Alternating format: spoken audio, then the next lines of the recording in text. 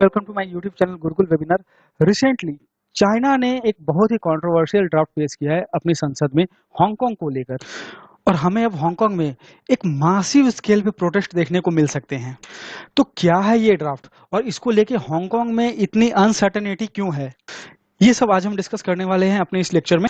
लेकिन इसके पहले मैं ये बताना चाहूंगा कि मैं मेरे इस चैनल पे हर दिन history, economics, constitution, geography, GK, GS और करंट न्यूज एनालिसिस से रिलेटेड लेटेस्ट अपडेट शेयर करता हूं। तो मेरे जो व्यूअर्स अभी यूपीएससी की तैयारी कर रहे हैं या फिर एसएससी की तैयारी कर रहे हैं, उनके लिए ये लेक्चर्स काफी बेनिफिशियल साबित होने वाले हैं। और अगर आप इन सभी की तैयारी ना भी कर रहे हैं तो भी आप मेरे ये वीडियोस देख सकते हैं और ये आपको दुनिया को एक अलग नजरिए से देखने में मदद करेगी।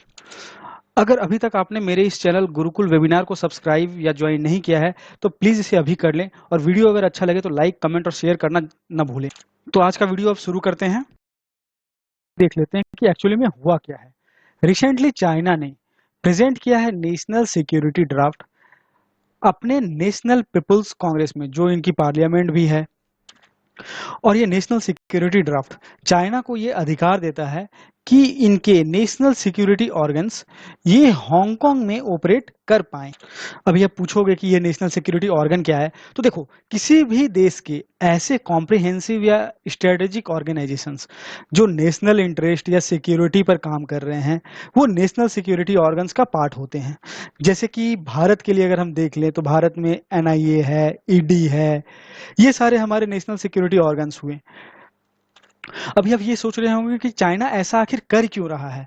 तो देखिए, चाइना को क्या लगता है, चाइना को लगता है कि हांगकांग में बहुत सारी एंटी नेशनल एक्टिविटीज हो रही हैं, यहाँ पर फॉरेन इंटरवेंशंस हो रहे हैं, जो कि एक्चुअली में कम्युनिस्ट गवर्नमेंट जो चाइना में है उनके इमेज को नेगेटिवली इम्पैक्ट कर रही है। तो चाइना चाहता है कि ऐसी एक्टिविटीज को या तो वो कंट्रोल करे और अगर हो सके तो पनिश भी करे। अभी सबसे पहले हम ये डिस्कस कर लेते हैं कि हांगकांग आखिर है क्या। क्या ये कोई इंडिपेंडेंट स्टेट है या इंडिपेंडेंट कंट्री है, या फिर ये चाइना का एक प्रोविंस है? तो देखिए, ऐसा कुछ नहीं है। हांगकांग क्या है? हांगकांग एक स्पेशल एडमिनिस्ट्रेटिव रीजन है चाइना का। चाइना में एक्चुअली में ऐसे दो एडमिनिस्ट्रेटिव रीजन्स हैं, एक है हांगकांग और दूसरा है मकाओ। और इन्हें कुछ स्पेशल प्रिविलेजेस मिले हुए हैं। ये सब हम अभी वीडियो के एंड में डिस्कस करने वाले हैं। पहले हम ये देख लेते हैं, एक पीपल्स डेली का आर्टिकल है। देखिए, मैंने ये पीपल्स डेली का वेब पेज खोला हुआ है। ये एक चाइनीज न्यूज़पेपर है, तो ऑब्वियसली हम इसे प्रो चाइनीज मान सकते हैं। तो इसमें एक आर्टिकल छपा हुआ है, आप ये आर्टिकल देख सकते हैं। यहाँ पर लिखा हुआ है, it's only right and natural for China to safeguard national security in Hong Kong. इसका मतलब ये है कि ये चाइना के लिए नेचुरल है और सही भी है कि वो हांगकांग में अपने नेशनल सिक्योरिटी को डिफेंड करे। अब हम एक दूसरे आर्टिकल की तरफ बढ़ते हैं जिसे जिन्हुआ नेट ने पब्लिश किया है। ये जिन्हुआ नेट की वेबसाइट है, आप देख सकते हैं। यहाँ पर लिखा हुआ है, China focus draft decision on HK, HK means Hong Kong, national security legislation submitted to NPC. इस आर्टिकल को अगर हम थोड़ा सा स्क्रॉल करें, आई विल स्क्रॉल डाउन, तो आप देख सकते हैं यहाँ पर एक इंटरव्यू छपा हुआ है, और ये इंटरव्यू है वांग चेन का। ये है vice president of standing committee of national people's congress, NPC. यहाँ पर आप ऊपर में भी देख सकते हैं, सबमिटेड टू एनपीसी। तो इन्होंने कहा है कि ये जो ड्राफ्ट डिस्कशन है या जो ये ड्राफ्ट है, इसमें 7 आर्टिकल्स हैं, 7 न्यू आर्टिकल्स हैं जो कि इंट्रोड्यूस होने बाकी हैं। और इस आर्टिकल में सबसे इंपॉर्टेंट है आर्टिकल 4। और इस आर्टिकल के अनुसार सेंट्रल पीपल्स गवर्नमेंट, जो मेनलैंड चाइना की सेंट्रल गवर्नमेंट है, वो HKSAR, HKSAR का पूरा नाम है हांगकांग स्पेशल एडमिनिस्ट्रेटिव रीजन। तो ये यहाँ पर नेशनल सिक्योरिटी ऑर्गन्स का गठन करेगी, जो नेशनल सिक्योरिटी के लिए काम करेगी हांगकांग में। देख लेते हैं कि हांगकांग है क्या और ये कहां पर है। तो हांगकांग बेसिकली एक स्पेशल एडमिनिस्ट्रेटिव रीजन है चाइना की, और ये पर्ल रिवर डेल्टा पे है, जो कि साउथ चाइना सी में है। एरिया 2755 स्क्वायर किलोमीटर, और जीडीपी बहुत ज्यादा है। इस छोटे से रीजन की जीडीपी है $373 बिलियन और पर कैपिटा इनकम है इनकी $50,000 के आसपास। और एचडीआई काफी ज्यादा है, हाई है 0.939। करेंसी है हांगकांग डॉलर। तो मैं आपको लिए चलता हूं गूगल मैप में। सबसे पहले ये देखिए, ये है हमारी पृथ्वी और ये है हमारा भारत। यहाँ पर आप देख सकते हैं चाइना। और अब हम सीधा चलते हैं साउथ चाइना सी में। यहाँ पर देखिए, ये है हांगकांग और आप देख पा रहे हैं कि ये एक डेल्टा पर है, एक रिवर है यहाँ पर। ये है पर्ल रिवर। पर्ल रिवर यहीं पर है, ये पर्ल रिवर का डेल्टा है। उसके लेफ्ट साइड में है मकाओ और राइट साइड में है हांगकांग। और ये जो ओशन आप देख रहे हैं, ये है साउथ चाइना सी। यहाँ पर पर्ल रिवर, ये हांगकांग और यहाँ पर है मकाओ। यहाँ पर मैं आपको कुछ बेसिक्स बता देता हूँ। मकाओ बेसिकली पहले पुर्तगाल का पार्ट था और ये पुर्तगाल से चाइना को मिला था 1999 में। और हांगकांग ब्रिटेन का पार्ट था और ब्रिटेन से हांगकांग चाइना को मिला था 1997 में। दोनों ही चाइना के स्पेशल एडमिनिस्ट्रेटिव रीजन्स हैं। में चाइनीज पॉलिसी के अगेंस्ट और डेमोक्रेटिक रिफॉर्म्स के लिए ऐसे प्रोटेस्ट आपको आए दिन देखने के लिए मिलेंगे। आप सोच रहे होंगे डेमोक्रेटिक रिफॉर्म्स, चाइना तो डेमोक्रेटिक कंट्री है नहीं, तो फिर यहाँ पर हांगकांग में जो कि चाइना का एक पार्ट है, यहाँ पर डेमोक्रेटिक रिफॉर्म्स की बात कहाँ से आ गई? देखिए, हांगकांग बहुत सारे डेमोक्रेटिक राइट्स को एंजॉय करता है, जैसे कि freedom of speech, free press, criticising government policy. ये सारे राइट्स मेनलैंड चाइना में ना के बराबर हैं और ये सारे राइट्स डायरेक्टली कनेक्टेड हैं one country two system policy से, जो कि हांगकांग का एक पार्ट है। लास्ट ईयर 2019 में हांगकांग में बहुत बड़ा प्रोटेस्ट हुआ था और इसमें चाइनीज प्रेसिडेंट लिटरली प्रोटेस्टर्स को धमकियां देते नजर आए थे। ऑब्वियसली ये इनडायरेक्टली था, बट उन्होंने कहा था any statement to divide China would end in bodies smashed and bones ground to powder.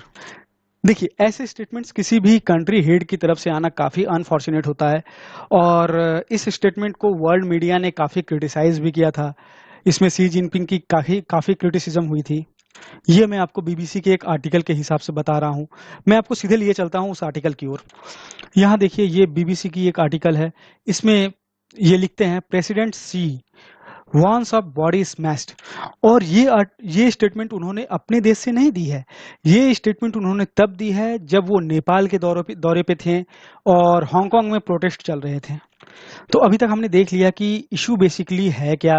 अब हम देखेंगे पहला अफीम वॉर और ब्रिटिश रोल हांगकांग में क्या था। इसके अलावा हम देखेंगे basic law of Hong Kong, one nation two system theory और चीन किस तरह से हांगकांग की इंटरनल पॉलिसीज में दखल दे रहा है। और ये माइस्ट्रियस आर्टिकल 23 क्या है। देखिए, पहला अफीम वॉर या इसको ओपियम वॉर भी बोला जाता है, ये 1842 में लड़ा गया। करीब 3 साल लड़ाई चली थी ये। और ये अंग्रेजों और चाइनीज के बीच में चली थी। किंग डायनेस्टी थी तभी चाइना में। ये ओपियम को ही हिंदी में अफीम बोला जाता है। उस समय ब्रिटेन एक सुपर पावर था और इन्हें तो बहाने चाहिए थे देशों को अपनी कॉलोनीज बनाने और अपनी पॉलिसीज थोपने के लिए। ये वॉर शुरू हुई चीन द्वारा अफीम के एक्सपोर्ट को बंद करने के कारण। इसमें ब्रिटिश नेवी ने चीन को हराया था और इसके कारण ट्रीटी ऑफ नानकिंग ये साइन हुई थी। आप हमेशा ये ध्यान में रख लेना, नोट भी कर लेना ट्रीटी ऑफ नानकिंग क्या है। और ये अफीम वॉर के बाद साइन हुई थी और इसी ट्रीटी के अंतर्गत ब्रिटेन को हांगकांग का कंट्रोल मिला। सस्ते श्रम के कारण हांगकांग बहुत जल्दी एक मैन्युफैक्चरिंग हब भी बन। और 1984 में एक ज्वाइंट डिक्लेरेशन साइन हुई चाइना और ब्रिटेन के बीच में, जिसमें यह कहा गया कि ब्रिटेन चाइना को हांगकांग सौंप देगा as a special administrative region और वहां का शासन one country two system policy के आधार पर किया जाएगा। इसके अलावा हांगकांग में एक बेसिक लॉ होगा जो एक तरह से वहां का संविधान रहेगा। फिर इन्हीं शर्तों पर ब्रिटेन ने चाइना को हांगकांग हैंड ओवर कर दिया 1 जुलाई 1997 में। लेते हैं ये बेसिक लॉ ऑफ हांगकांग आखिर है क्या। ये एक्चुअली में हांगकांग का एक कॉन्स्टिट्यूशन है जो one country two system policy पर बेस्ड है। देखिए, हांगकांग जब भी चाइना का स्पेशल एडमिनिस्ट्रेटिव रीजन बना 1997 में, तो डिफेंस और फॉरेन अफेयर्स के सारे मैटर्स ये दे दिए गए चाइना को। और इसके अलावा जो भी चीजें थी वो कंट्रोल करता था हांगकांग खुद। आपको याद होगा हमारे देश में अगस्त 2019 के पहले जम्मू कश्मीर की क्या स्थिति थी। वहां पर भी कम्युनिकेशन, डिफेंस और फॉरेन अफेयर्स के जितने भी मैटर थे वो सेंट्रल गवर्नमेंट हैंडल करती थी। इसके अलावा बाकी जो भी चीजें थी वो Jammu Kashmir government take care करती थी। यहाँ ये बात ध्यान देने वाली है कि ऐसी स्थिति सिर्फ 50 साल तक रहने वाली है, 2046 तक। उसके बाद चीन हांगकांग के लिए कुछ अलग प्रोविजंस भी बना सकता है। दोस्तों ये तो मैंने आपको पहले ही बता दिया है कि हांगकांग बहुत सारे डेमोक्रेटिक फ्रीडम्स को एंजॉय भी करता है। तो ये फ्रीडम्स हैं free speech, free media, personal liberty, और यहाँ पर आप गवर्नमेंट के अगेंस्ट में भी बोल सकते हैं, जो कि मेनलैंड चाइना में बहुत हद तक मुश्किल है। दोस्तों हांगकांग में चाइनीज पॉलिसीज की क्रिटिसिज्म भी बहुत ज्यादा होती है और चीन कहता है कि ये सब फॉरेन पावर्स के इंटरफेरेंस के कारण हो रहा है। तो वो हांगकांग से धीरे धीरे ये सारे फ्रीडम वैसे ही कंट्रोल करना चाहते हैं जैसा कि उन्होंने मेनलैंड चाइना में किया। और ये सब वे हांगकांग के बेसिक लॉ के आर्टिकल 23 के आधार पर कर रहे हैं। तो सबसे पहले हम ये देख लेते हैं कि ये आर्टिकल 23 है क्या। तो ये देख लीजिए, ये है हांगकांग का constitution, the basic law of Hong Kong. यहाँ पर है आर्टिकल 23। इसके हिसाब से हांगकांग ऐसे कानून बनाएगा जो मेनलैंड चाइना के सुरक्षा हितों का ध्यान रखेंगे। और इसके अलावा हांगकांग फॉरेन पॉलिटिकल ऑर्गेनाइजेशंस को हांगकांग में एक्टिविटीज करने से रोकेगा। बट ऐसे कानून हांगकांग स्पेशल एडमिनिस्ट्रेटिव रीजन खुद ही इनेक्ट करेगा। लेकिन यहाँ क्या हो रहा है, यहाँ हो रहा है करंट चाइनीज जो सिक्योरिटी ड्राफ्ट है ये बाईपास कर रहे हैं लोकल लेजिस्लेटिव काउंसिल को और ये खुद ही कानून बनाना चाह रहे हैं हांगकांग के लिए। अभी देखिए यहाँ क्या है, हांगकांग की जनता ने काफी समय तक पॉलिटिकल और पर्सनल फ्रीडम एंजॉय किया है, तो वो खुद के लिए ही ऐसा कानून क्यों चाहेंगे जिनमें उनसे ये अधिकार छीनने का डर हो। अब चूंकि चाइना नेशनल सिक्योरिटी का हवाला देके हांगकांग के बहुत सारे कानूनों को बदलना चाहता है, तो पिछले 20 साल में यहाँ काफी प्रोटेस्ट हुए हैं। और ये प्रोटेस्ट चाइनीज गवर्नमेंट को अपोज करने के लिए हुए हैं, डेमोक्रेटिक रिफॉर्म्स के लिए हुए हैं, सिक्योरिटी ड्राफ्ट के अगेंस्ट में हुए हैं, और हांगकांग की जनता और ज्यादा फ्रीडम चाहती है चाइना से, इसके लिए भी हुए हैं। 2009 में चीन ने एक नेशनल सिक्योरिटी लॉ ये इम्पोज करना चाहा हांगकांग के ऊपर। इसका काफी विरोध हुआ और बाद में पीआरसी को ये कानून वापस लेना पड़ा। इसके अलावा 2014 में अम्ब्रेला मूवमेंट। अच्छा, इस मूवमेंट का नाम अम्ब्रेला मूवमेंट इसलिए पड़ा ना क्योंकि लोग पुलिस से बचने के लिए, उनके आंसू गैस वगैरह से बचने के लिए छाते का इस्तेमाल कर रहे थे, तो इस छाते से नाम पड़ गया अम्ब्रेला मूवमेंट। हुआ ये था कि 2014 में चीनी सरकार ने हांगकांग के लोगों को ये एश्योर किया कि उन्हें अपना सीईओ चुनने की आजादी होगी 2017 से। पर चीन ने इसमें एक शर्त रख दी।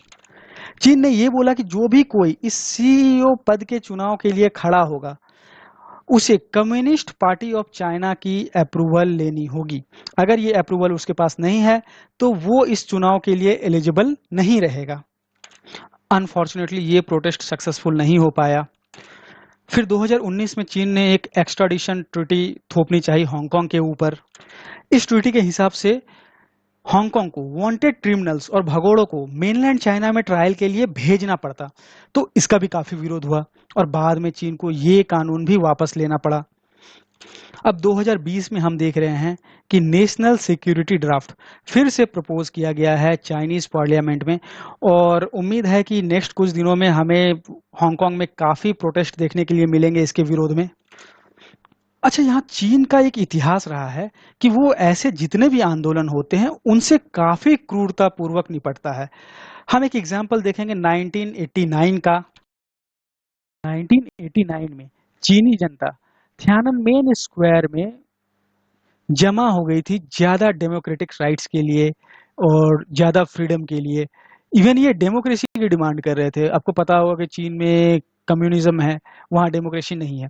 तो उस समय में 400 से ज्यादा शहर और कस्बों के लोग डेमोक्रेसी की मांग के लिए और ज्यादा फ्रीडम की मांग के लिए सड़कों पर उतर आए थे और वो सभी जमा हो गए थे थियाननमेन स्क्वायर पे। काफी बड़ा आंदोलन था ये। चीन ने इसको काफी क्रूरता से निपटाया था इस पूरे आंदोलन को, और इसमें हजारों लोगों की मौत हुई थी। इवन चीन ने सेना उतार दी थी सड़कों पर। आप देख पा रहे हैं ये है थियाननमेन स्क्वायर, और ऐसी पिक्चर्स कुछ कुछ आई थी जिसमें देखिए लोग टैंक्स के सामने खड़े हैं, टैंक्स की पूरी कतार है और लोग इसके सामने खड़े होकर विरोध प्रदर्शन कर रहे थे। तो इसका कुछ ग्लोबल इम्पैक्ट भी पड़ा है। क्या देशों ने चीन को क्रिटिसाइज किया है, कौन कौन से देश है वो? तो देखिए, यूरोपियन कंट्रीज हैं, यूएसए है, इन्होंने चाइना को ओपनली क्रिटिसाइज किया है। लेकिन इंडिया अभी तक एक बैलेंस अप्रोच बना के चल रहा है। भारत नॉर्मली चीन के इंटरनल मैटर्स में दखल नहीं देता है। भारत ने कभी चीन को उइगुर मुस्लिम्स के इशू पर भी क्रिटिसाइज नहीं किया है, और तिब्बतन लोगों पर भी कभी क्रिटिसाइज नहीं किया है। कोविड-19 के इशू पर भी भारत का रुख काफी हद तक न्यूट्रल रहा, और हांगकांग के इशू पर भी। लेकिन चीन के इस कदम से हांगकांग में काफी प्रदर्शन होने की उम्मीद है, और उम्मीद है कि यहाँ बहुत हिंसक प्रदर्शन हो सकते हैं। और एक और बात है, देखिए हांगकांग एक मेजर बिजनेस हब है। ऐसे जितने भी स्टेप्स हैं, ये हांगकांग और पीपल्स रिपब्लिक ऑफ चाइना की इमेज को नुकसान पहुंचाते हैं। चाइना अभी वैसे ही वर्ल्ड में क्रिटिसिज्म झेल रहा है कोविड-19 आउटबर्स्ट को लेके, तो हांगकांग के इस इशू को लेके चीन को और भी ज्यादा क्रिटिसिज्म झेलना पड़ सकता है। अब आपका कंसेप्ट क्लियर हो गया होगा। Thanks for watching the video, we shall meet again. और अगर आपको इस वीडियो का पीडीएफ चाहिए तो आप मुझसे ये कमेंट पे मांग सकते हैं। Till then, stay safe, stay motivated.